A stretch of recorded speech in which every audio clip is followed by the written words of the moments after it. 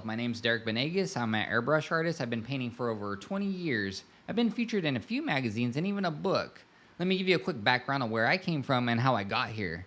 My first introduction to airbrushing was from my passion of building model cars and airplanes at the age of 7 to 8 years old.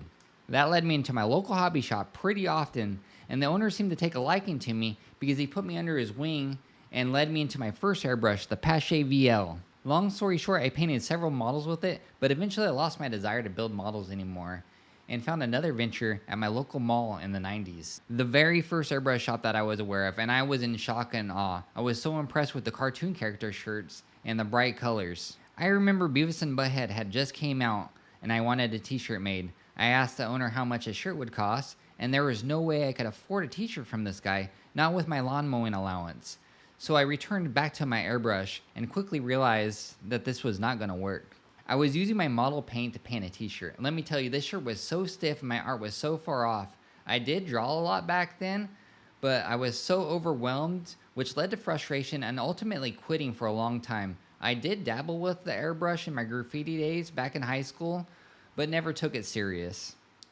So jump forward a bit. In 2004, I was working as a house painter, newly married and a new baby on the way. I started to realize I would like to have a hobby that could potentially make me money in the long run.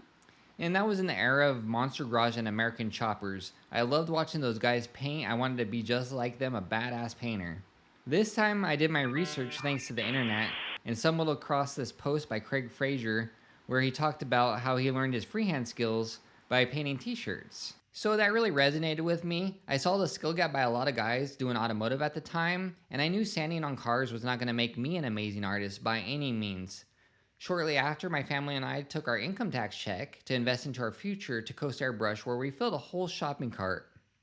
I remember people trying to convince me into just starting with automotive, but I had a plan, and the plan was simple. I was going to start at the local swap meet painting t-shirts until I felt comfortable painting on cars and bikes. Little did I know it was going to take 2 years of grinding before I felt even comfortable doing that. The best thing that I bought was education. Books, videos, magazines, and I've added to it over the years, trying to find every secret tip and trick that was out there.